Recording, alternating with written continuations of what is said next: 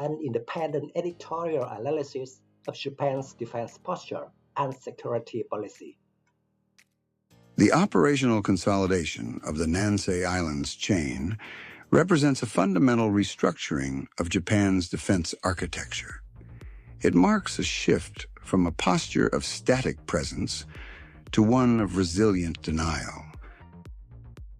The recent acceleration in deploying mobile aircraft control and warning squadrons to the Sakishima Islands, specifically utilizing the JTPS-102 series radar systems, indicates a tacit admission within Ministry of Defense policy circles.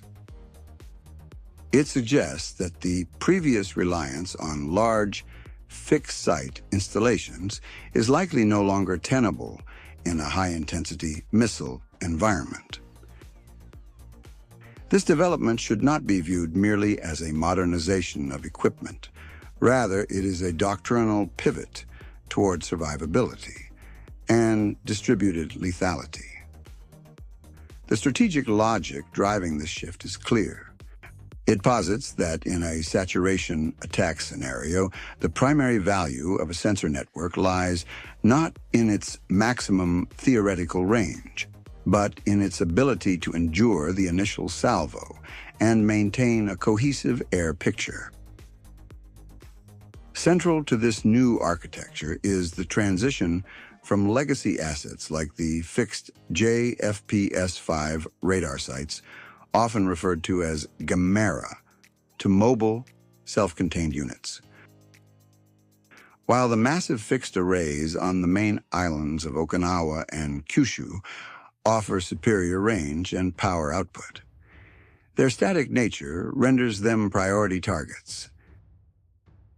They are vulnerable to precision-guided munitions and cruise missiles. By focusing the fiscal year 2026 defense budget, which approaches a historic 9 trillion yen, on resiliency and dispersion, Tokyo is prioritizing the continuity of operations over raw platform performance. The procurement and deployment of the JTPS-102 systems highlight a preference for an agile pop-up sensor capability, one that can operate inside the engagement zone of an adversary. From a technical perspective, the reliance on cylindrical, active, electronically scanned array technology in these mobile units offers distinct operational advantages, especially when compared to traditional rotating planar arrays. The cylindrical configuration allows for continuous 360-degree coverage without the mechanical limitations of physical rotation. This provides a higher data refresh rate. This capability is critical when tracking low observable or high-speed maneuvering targets, such as sea-skimming cruise missiles. In these scenarios, the latency of a mechanical rotation could result in a loss of track. However, this introduces a necessary trade-off, particularly in terms of power generation and cooling. A mobile system mounted on a heavy tactical truck chassis cannot generate the same output as a grid-connected fixed site. This implies that the Japan Air Self-Defense Force accepts a reduction in absolute detection range in exchange for the ability to displace and survive counter-battery fire. This hardware acquisition must be understood within the broader context of the cross-domain sensor-to-shooter network. A mobile radar unit operating in isolation possesses limited utility. Its strategic value is derived from its integration into the Japan Aerospace Defense Ground environment and its ability to feed targeting data to kinetic assets. The concurrent funding for extended-range Type 12 surface-to-ship missiles suggests that the mobile radars are intended to function as the forward eyes of a coastal denial complex. By creating a dispersed network of sensors that can relay targeting coordinates to missile batteries hidden in the island interior, Japan effectively complicates the targeting calculus of any opposing naval force. The adversary is no longer tasked with neutralizing a single known radar hill, but rather with suppressing a fluid network of emitters that utilize shoot-and-scoot tactics. Nevertheless, the implementation of this mobile doctrine faces significant structural and logistical constraints that are often underrepresented in procurement announcements. The geography of the Ryukyu archipelago, characterized by small, disconnected islands with limited road infrastructure, restricts the actual mobility of heavy 8x8 radar vehicles and their support trains. In practice, the number of viable firing positions and hiding spots on an island like Ishigaki or Miyako is finite. Once hostilities commence, the ability to maneuver these assets effectively while under constant satellite and aerial surveillance remains a subject of debate.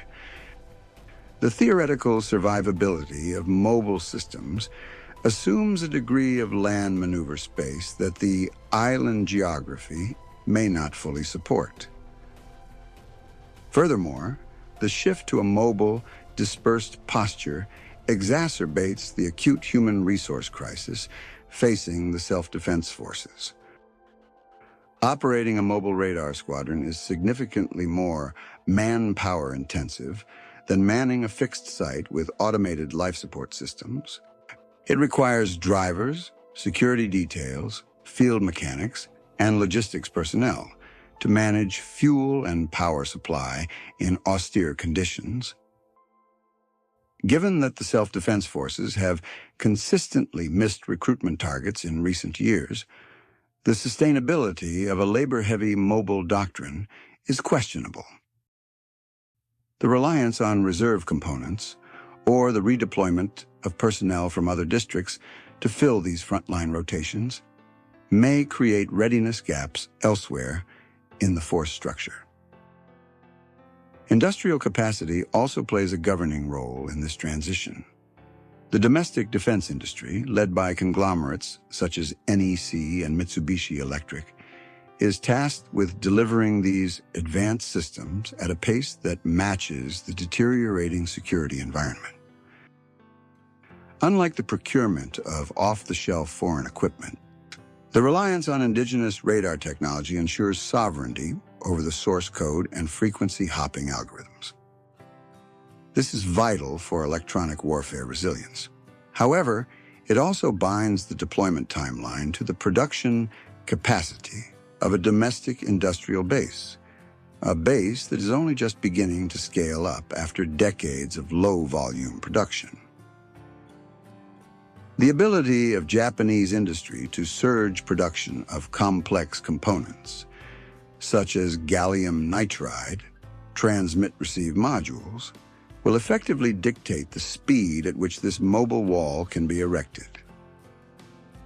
Another critical vulnerability lies in the command and control links that tie this distributed architecture together.